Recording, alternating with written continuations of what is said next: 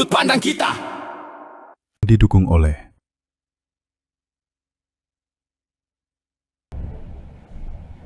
Ya, masih bersama saya Anton Pradana dan juga Sylvia Agnes. Kita ngomongin tentang pekerjaan masih ya. Nah segini, kamu kan sekarang pekerjaannya banyak tapi masih bisa tercover dengan baik. Bisa dibilang Eljon TV ini adalah TV yang paling sehat. Kenapa? Karena tanggal merah libur. Bener. Iya kan? Bener, itu aku suka banget. Cuman Eljon TV. Tanggal merah libur. TV-TV lain jangan harap deh. Tanggal merah mah masuk sif-sifan doang paling.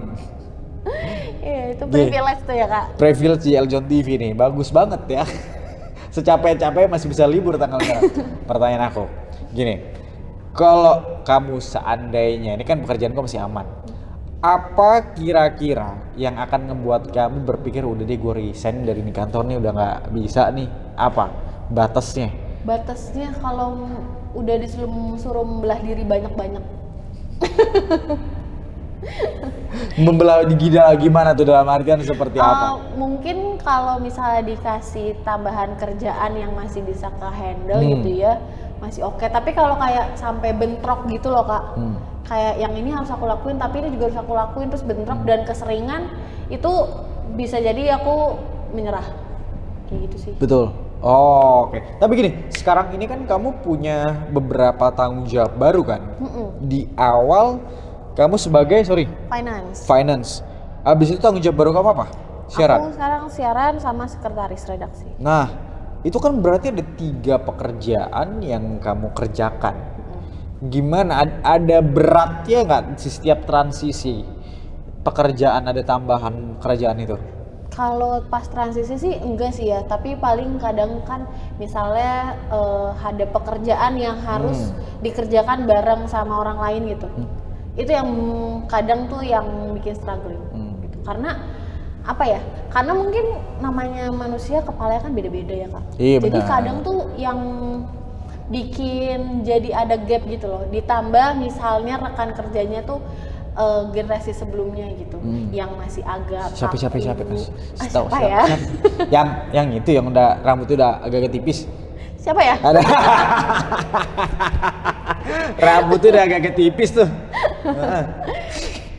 Kayak kalau misalnya milenial gitu ya atau di atasnya lagi tuh kadang tuh masih kaku kak. Oh. Menurut aku tuh kadang sometimes tuh ada pekerjaan yang bisa nih fleksibel. Kayak bisa diatur aja. Kita selai aja gitu. Tapi kadang tuh kalau berhadapan sama si yang milenial itu kadang kayak enggak harus kayak gini gitu. Kadang kan kita kan Gen Z kan punya pikiran sendiri ya. Terus udah gitu bener juga kita kita berani untuk speak up. Nah, aku tuh kadang tuh suka keceplosan memang kayak enggak ini udah paling fleksibel, udah dia enak kok nih. Pasti bisa kok fleksibel gitu. Tapi kadang kayak enggak, jadi mau ngomong kayak yaudah ya nurut aja. Iya, sama yang senior mah udah, sama orang tua mah menghargai aja gitu kan. Cuman di sini belum ya, cuman enggak yang sangat ribet juga sih kak. Masih yang sosok lah, masih kayak oh yaudah gue masih ngalah, oke lah nih, nggak yang berat banget sampai yang ribut Masih atau gimana aman sih. Masih aman, betul. Tapi gini, nggak semua orang atau nggak semua Gen Z itu punya kesempatan dan juga dia beruntung dengan berada di perusahaan yang cukup bagus lah, yang stabil gitu kan. Eljon ini kan termasuk perusahaan yang cukup stabil nih. Nah, seandainya kamu berada di sebuah kesempatan yang tidak baik nih, ada di perusahaan yang nggak oke, tiba-tiba kena PHK, pusing dong pasti dong. Kira-kira apa yang akan kamu lakukan di saat wah kena PHK lagi nyet gitu? Iya. Pasrah. Bagus. Karena aku aku setuju tuh. Karena aku tipikal orang yang gak mau terlalu memikirkan apapun gitu loh kak. Cocok. Maksudnya gini loh, memang kita butuh pekerjaannya untuk mendapatkan uang. Betul. Uang untuk bertahan hidup. Yes. Tapi kayaknya kalau yang kayak terlalu berlarut-larut malah jadi nggak kepikiran mau ngapain nggak sih? Betul, Jadi betul. ya amit-amit misalnya aku kena PHK ya udah pasrah gitu. Nah tinggal pasrahin aja ke Tuhan. Abis itu coba lagi untuk mungkin melakukan hal yang lain lagi gitu. Ngelamar lagi dan lain sebagainya, karena banyak kok kesempatan gitu, bahkan nggak harus kerja korporat kan. Betul. Maksudnya kalau kayak kita kreatif, content creator bisa ya kan, atau mungkin kalau nggak gengsi bisa kerja apa aja. Benar. Ya nggak sih? Malah menurut aku gengsi itu harusnya diturunkan nggak sih? Cocok sekarang tuh udah nggak zaman gengsi. Bahkan ya kan? pakai buka tutup portal gerbang perumahan juga jadi ya kan? Kalau gajinya gede gitu kenapa enggak? Toh cuman buka tutup doang sama kasih salam kan kayak ya udah gitu. Kadang tuh kan aku berpikirnya tuh sesimpel itu aja, nggak mau terlalu berekspektasi juga bahwa oh aku nih harus kerja ini pokoknya, enggak juga. Punya tujuan, punya impian, tapi aku nggak menjadi orang yang sangat ambisius. Lebih ke oke, aku kejar impian aku, tapi sekiranya kayak kayaknya susah nih dapetinnya. Tapi udah maksimal ya, bukan yang gampang nyerah. Udah maksimal tapi nggak dapet juga, ya udah dilepas. Tuh, itu untuk orang yang udah usaha, bukan orang yang baru bangun jam 12 siang dan tidur jam 3 pagi. Kayaknya nggak kesampai. Itu bukan nggak kesampean, elunya males. Ingat kata Aldi Taher, semuanya milik Allah. Iya. Burgernya milik Allah. Iya, pekerjaan kalau katanya kena PHK atau mungkin gak laku, bangkrut usahanya, ya itu bukan bangkrut, tapi emang rezeki cuman segitu. Iya, udah ditutup. Jodoh kita sama perusahaan itu juga udah selesai. Bener. Gitu. Karena aku selalu percaya juga kan Ton, bahwa kita misalnya selesai di sini pasti ada jalan lain kok. Gitu. Pasti akan ada, walaupun misalnya berpisah sama yang perusahaan sebelumnya gitu ya, dengan cara yang tidak baik, misalnya dengan cara yang sedih, malu atau apa, tapi pasti ada aja kok jalannya. Gitu. Benar.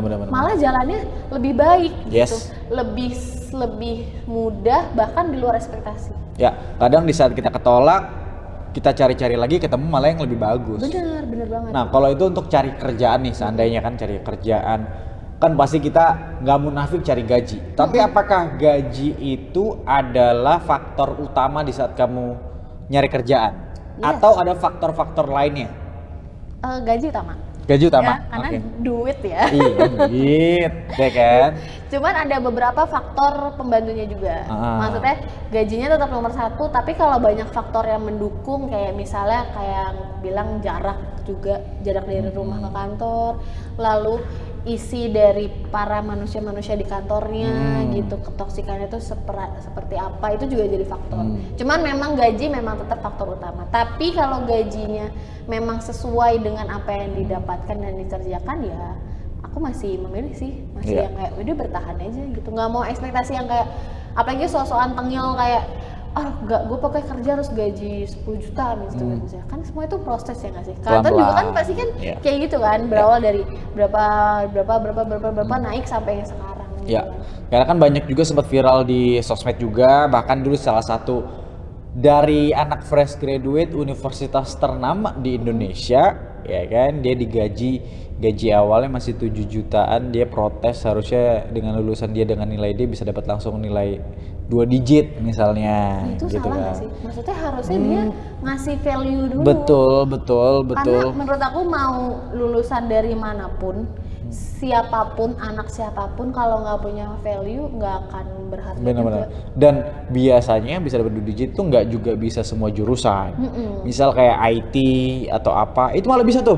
IT tuh ya. Aku juga punya saudara yang lulusan IT, tapi itu pun dia berawal dari magang dulu. Benar. Jadi di magang di tempat itu, begitu kinerja bagus, dia dapat semacam kayak rekomendasi lah. Suatu saat kalau misalnya dari rekrutmen, dia akan keterima. Dan memang bukan awalnya udah langsung 2 digit. Itu, tapi tetap ada ininya juga. Ada prosesnya. Iya, benar. Nggak bisa langsung mentang-mentang lo kuliah di mana langsung harus segini. Nggak, semuanya proses. Kita aja dari bayi nggak gede kan. Iya. Nah, kalau tadi kan kau sempat bilang juga pekerjaan itu juga ada faktor-faktor lainnya nih, toksik atau enggaknya. Tapi kan itu harus kamu lihat dari, kamu harus masuk dulu. Kita kan nggak tahu kepemimpinan perusahaannya seperti apa. Orang-orangnya, lingkungannya seperti apa kalau kamu nggak masuk. Seandainya dapat gaji masuk, jebret, tapi begitu di dalam nih, wah ternyata orangnya nggak banget lagi, yang baby boomer banget gayanya, nggak cocok banget, kolot dan lain sebagainya, gimana? Apakah kamu akan tetap bertahan atau kamu langsung setelah masuk langsung berusaha cari-cari yang lain juga? Kalau udah benar-benar nggak cocok, nggak masuk, nggak bisa diatasi, Iya, menyerah sih.